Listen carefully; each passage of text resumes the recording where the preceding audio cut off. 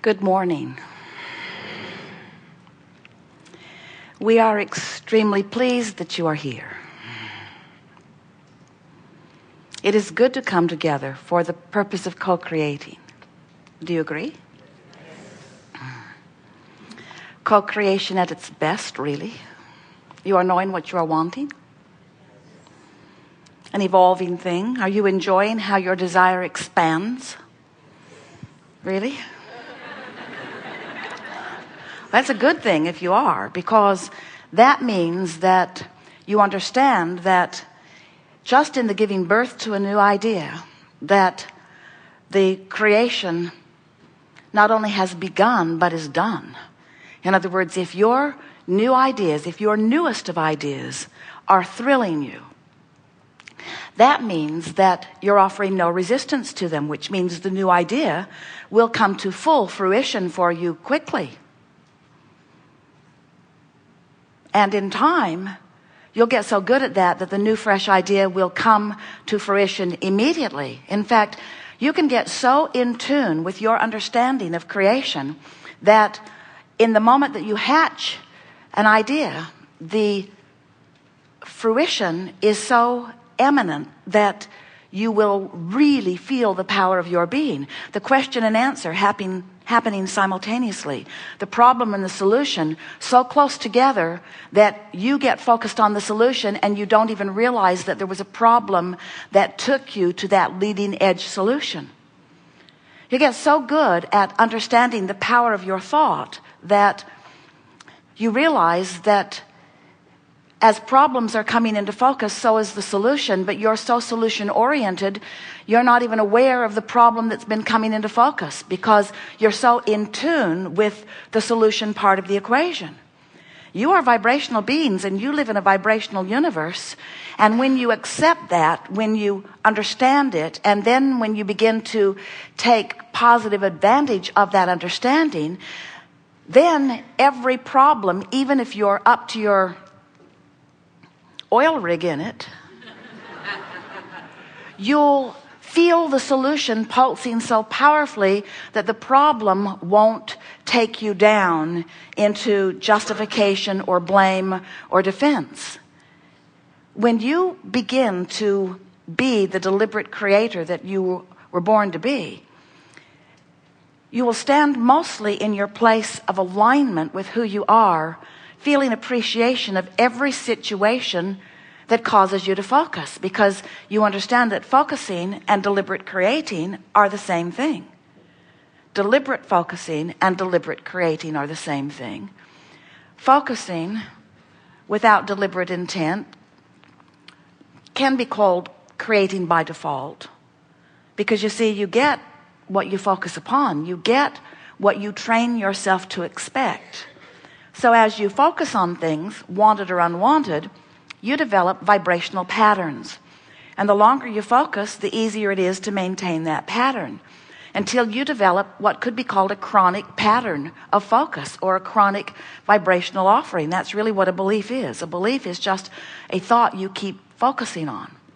So once you develop this pattern of thought, which you could call a belief or an expectation means you've got a very well-established vibrational pattern, which means you've got a very well-established point of attraction, which means you're proving your belief to you over and over again. That's why it's so easy to believe it. It keeps happening. Esther will say, well, it's true. And we lovingly say, duh. Actually, Esther says, duh. But we send her the vibrational inclination to say it.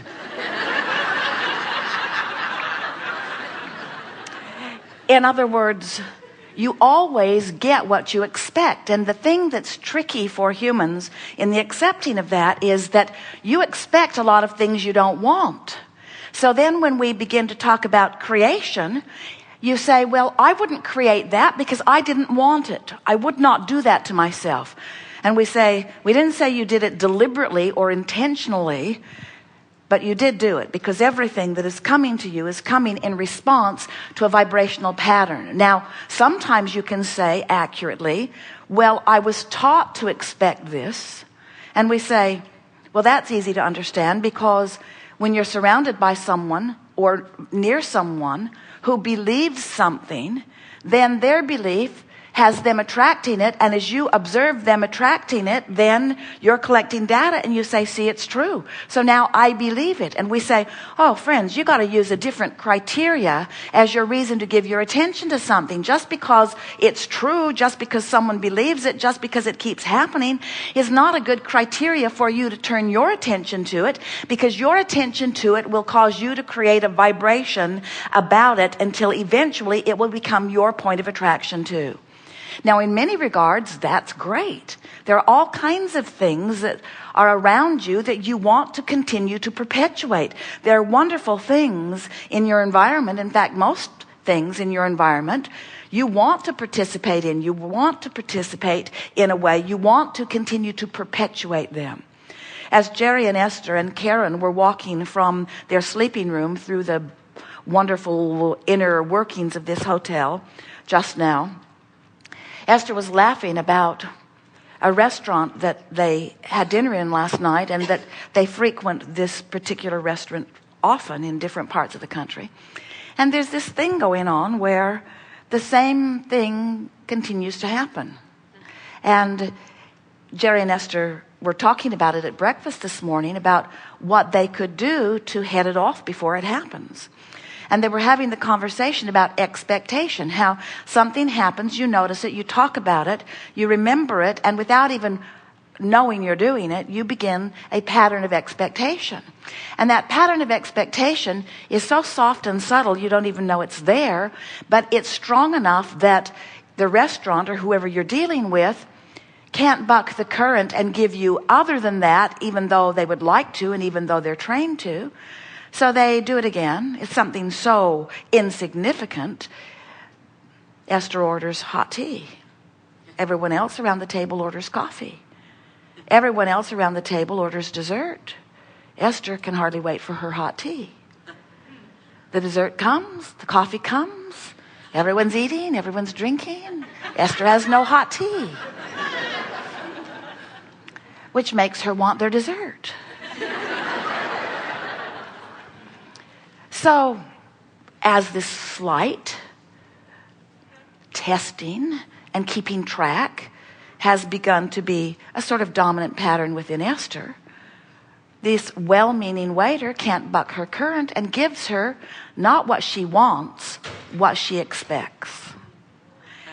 And that is such an interesting thing to understand. You're getting what you want, not what you expect. And then Karen said, she's brilliant, you know, it's like focusing on the one thing, and it really was the only one thing. It was a magnificent evening in every regard. Fabulous food, fabulous fun, fabulous conversation, fabulous friends. Such a wonderful moment in time. Just that one thing, which was the only thing Esther was talking about this morning. Just that one little thing. Karen said, we're like the news. Esther heard that in a new way, because that is like the news, isn't it? All the wonderful things all over the planet, so many wonderful things happening, but the 24-hour news cycle scouring the planet looking for the thing that's unwanted, and then giving it to you and giving it to you and giving it to you and giving it to you in such disproportion to what's really going on, and training your expectation so that you deprive yourself of the well-being that would be there if you were not doing that thing you do that deprives yourself of the well-being that would be there if you were not doing that thing that deprives yourself of the well-being that would be there if you were not doing that thing that deprives yourself of the well-being that would be there if you were not doing that thing that deprives yourself of the well-being that would be there if you're not doing that thing that deprives yourself of the well-being that would be there. In other words, your objectivity is not even fairly balanced. Your objectivity is so skewed because we love you very much. You have become, in your real, innate, core quest to be eternal, which you can't stop being, but to be solution-oriented, you have, most of you, turned to be problem-oriented. Now, it's a really interesting thing. That restaurant gave Jerry and Esther and all of their friends a wonderful, wonderful, wonderful, wonderful, wonderful experience in spite of Esther's expectation. In other words, the only thing that was off was just that one thing. And yet, that still, in Esther's quest for the perfect life, became what she turned her attention to. How screwy is that?